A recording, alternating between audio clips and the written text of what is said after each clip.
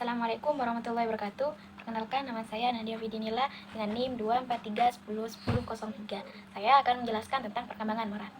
Secara etimologis, istilah moral berasal dari kata Latin mores, jamak dari kata mos yang berarti tingkah laku atau budi pekerti. Dalam Kamus Besar Bahasa Indonesia, kata moral dapat diartikan sebagai akhlak, yakni nilai-nilai yang menjadi pegangan seseorang dalam berperilaku baik dengan manusia maupun dengan lingkungan. Perkembangan moral adalah proses penting bagi kehidupan seseorang, bagaimana individu belajar membedakan mana yang benar dan mana yang salah. Seiring bertambahnya usia, pengalaman, dan interaksi sosial, seorang akan semakin memperhalus pemahamannya tentang benar dan salah, yang akhirnya membentuk karakter dan kepribadiannya. Perkembangan moral mencakup dua dimensi, yakni dimensi interpersonal dan dimensi intrapersonal. Dimensi intrapersonal yaitu aspek yang mengatur perilaku dalam dirinya sendiri, terutama saat tidak terlibat dalam interaksi sosial. Dalam dimensi ini, individu dituntut untuk bertindak sesuai dengan nilai-nilai moral tanpa dorongan dari luar. Kedua, dimensi interpersonal, yaitu aspek yang mengatur bagaimana seseorang berperilaku dalam hubungan sosialnya dengan orang lain. Moral menurut teori Jean Piaget terbagi menjadi dua tahap. Tahap yang pertama dikenal sebagai moralitas heteronom yang biasa muncul pada anak ketika berusia 4 hingga 7 tahun. Pada masa ini, anak-anak melihat aturan dan keadilan sebagai sesuatu yang mutlak yang tidak dapat diubah. Mereka percaya bahwa aturan adalah bagian dari dunia, seolah-olah aturan itu ada begitu saja, bukan hasil dari pemikiran manusia. Dalam berpikir moral pada tahap ini, anak-anak menilai perilaku berdasarkan konsekuensi daripada niat. Bagi mereka, akibat yang lebih besar berarti kesalahannya yang lebih besar, tanpa mempertimbangkan apa tindakan tersebut benar atau tidak. Misalnya, seperti seorang anak yang secara tidak sengaja memecahkan 12 cangkir akan dianggap lebih nakal dengan anak lain yang sengaja memecahkan 1 gelas cangkir hanya karena kerusakannya lebih banyak. Pemilik heteronom ini juga dicirikan memiliki keyakinan keadilan imanen, yang mana anak-anak percaya bahwa jika seseorang melanggar aturan, hukuman akan datang secara otomatis, hampir seperti kekuatan ajaib yang menghukum kesalahan tersebut. Bagi mereka, pelanggaran dan hukuman adalah sesuatu yang terhubung secara langsung dan tidak dapat dihindarkan tanpa perlu ada campur tangan manusia. Namun seiring bertambahnya usia, pada rentan usia 7 hingga 10 tahun, anak-anak sudah mulai memasuki masa transisi. Selanjutnya, moralitas otonom, yakni tahap kedua dalam teori perkembangan moral menurut Jean Piaget. Moralitas otonom ini terjadi ketika anak usia 10 tahun ke atas. Anak-anak mulai menunjukkan ciri-ciri moralitas otonom, yaitu pada tahap ini terjadi perubahan besar dalam cara berpikir anak-anak tentang aturan dan keadilan. Mereka tidak lagi menganggap aturan sebagai sesuatu yang tetap dan tidak bisa diubah. Sebaliknya, mereka mulai memahami bahwa aturan dan hukuman dibuat oleh manusia melalui kesepakatan, dan karena itu, aturan bisa dinegosiasikan atau diubah apabila perlu. Dalam menilai suatu tindakan, anak-anak pada tahap ini juga sudah mulai mempertimbangkan niat di balik perilaku tersebut, tidak hanya sekedar melihat konsekuensinya. Perkembangan moral menurut teori Corbett. Ia membagi perkembangan moral ini kepada 3 tingkatan, yang setiap tingkatannya ada 2 tahap. Yang tingkat pertama yaitu penanaman prakonvensional moralitas, yang mana seseorang masih sangat bergantung pada faktor luar seperti imbalan dan hukuman. Pada tahap pertama, ada orientasi hukuman dan kepatuhan, yang mana anak-anak berperilaku benar karena takut dihukum, bukan karena mengerti nilai di baliknya. Yang kedua, individualisme, tujuan instrumental, dan pertukaran. Anak-anak mulai memahami setiap orang memiliki kepentingan sendiri. Anak-anak sudah mulai berperilaku baik dengan harapan ada keuntungan di baliknya, seperti berbagi mainan dengan harapan temannya juga akan berbagi mainan dengannya. Tahapan yang kedua yakni konvensional, yang mana individu sudah mulai mematuhi aturan dan standar yang ditetapkan oleh orang lain atau masyarakat. Tahap ketiga yaitu harapan interpersonal, hubungan dan kesesuaian interpersonal. Di tahap ini, individu mulai menilai moralitas berdasarkan hubungan mereka dengan orang lain. Mereka berusaha menjadi anak yang baik untuk mendapatkan pengakuan atau persetujuan dari orang lain. Tahap yang keempat, yakni moralitas sistem sosial. Di tahap ini, individu mulai melihat pentingnya hukum dan sistem sosial yang lebih besar. Mereka mengerti bahwa untuk masyarakat berjalan dengan baik, aturan dan hukum harus dipatuhi oleh semua orang. Yang ketiga, penalaran pasca konvensional. Pada tahap ini, moralitas individu semakin internal dengan penekanan pada prinsip yang melampaui aturan sosial atau hukum yang ada. Tahap kelima ini ada kontrak sosial atau utilitas dan hak individu. Pada tahap ini, individu mulai berpikir bahwa hukum dan aturan sosial harus melindungi hak-hak dasar individu dan memastikan keadilan sosial.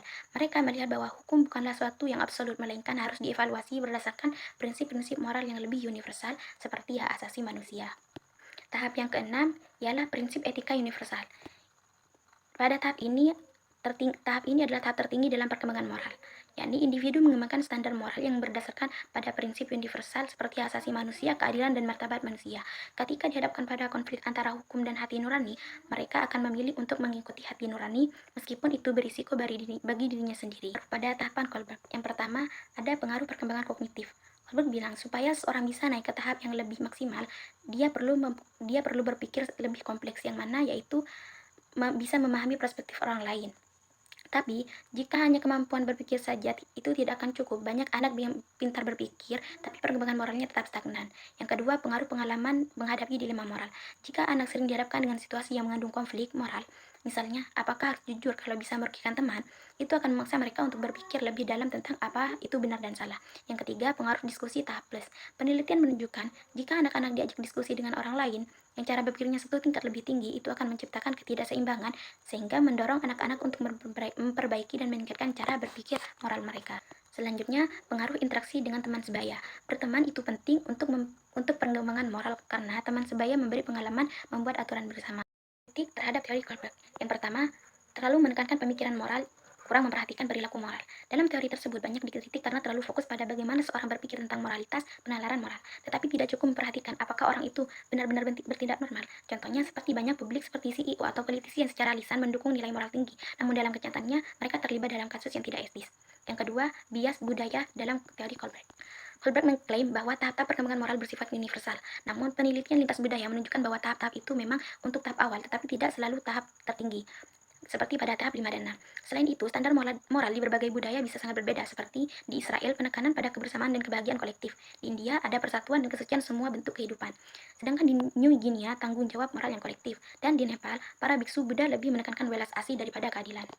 Karena Kohlberg berfokus pada prinsip keadilan, nilai-nilai lain seperti belas kasihan atau kesejahteraan kolektif tidak cukup dihargai dalam sistem penilaiannya. Yang ketiga, peran keluarga dalam perkembangan moral. Kohlberg berpendapat bahwa keluarga tidak memainkan peran besar dalam perkembangan moral anak. Ia menilai bahwa hubungan orang tua dan anak kurang memberi kesempatan bagi anak untuk bernegosiasi atau mengambil perspektif orang lain dibandingkan dengan hubungan teman atau dengan teman sebaya. Kritik perspektif gender, Gilligan dan prinsip perawatan. Carol Gilligan mengkritik bahwa teori Kohlberg bias terhadap laki-laki. Kohlberg mengutamakan keadilan dan prinsip abstrak yang lebih sering digunakan oleh laki-laki. Perempuan lebih banyak menggunakan perspektif kepedulian, yaitu melihat moralitas dalam konteks hubungan, keterikatan, dan komunikasi interpersonal. Namun, penelitian lanjutan menunjukkan bahwa perbedaan gender dalam penalaran moral sebenarnya sangat kecil. Perbedaan lebih disebabkan oleh jenis dilema moral, bukan oleh jenis kelamin. Yang kelima, tidak membedakan moralitas dan konvensi sosial. Kritik lain menyebutkan bahwa Kohlberg tidak cukup membedakan antara penalaran moral yang berkaitan dengan prinsip universal seperti keadilan dan hak asasi manusia. Perilaku moral. Dasar perilaku moral itu ada tiga mekanisme utama. Yang pertama, proses penguatan. Perilaku yang sesuai dengan hukum dan konvensi sosial diberi penghargaan. Penghargaan ini bisa berupa pujian, hadiah, atau bentuk lainnya yang membuat individu merasa dihargai atas tindakannya. Yang kedua, hukuman.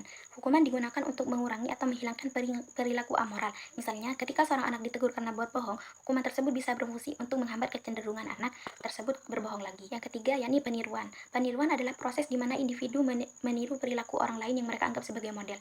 Anak-anak khususnya belajar banyak tentang yang benar dan yang salah dengan mengamati perilaku orang tua, guru, atau tokoh masyarakat lainnya. Selanjutnya, pengendalian diri. Pengendalian diri adalah bagian penting dalam perilaku moral, namun penelitian menunjukkan bahwa perilaku moral seseorang seringkali bergantung pada situasi yang dihadapinya. Misalnya, dalam studi klasik yang dilakukan oleh Hartson dan May terhadap lebih dari 11.000 anak, ditemukan bahwa anak-anak bisa berperilaku berbeda tergantung kondisi. Mereka mungkin akan bersikap jujur di rumah tetapi berbohong saat di sekolah atau di tempat lain. Teori kognitif sosial. Teori kognitif sosial memandang perkembangan moral sebagai hasil gabungan dari kemampuan individu dan motivasi situasional. Michel membedakan antara dua hal penting dalam perilaku moral, yaitu kompetensi moral dan kinerja moral. Kompetensi moral merujuk pada apa yang seseorang mampu ia lakukan, mencakup pengetahuan individu, aturan moral, keterampilannya dalam berperilaku moral, serta kemampuan kognitif untuk membangun tindakan yang benar. Selanjutnya, perasaan moral. Perasaan moral adalah emosi-emosi yang muncul dalam diri seseorang sebagai respon terhadap tindakan yang berkaitan dengan salah dan benar.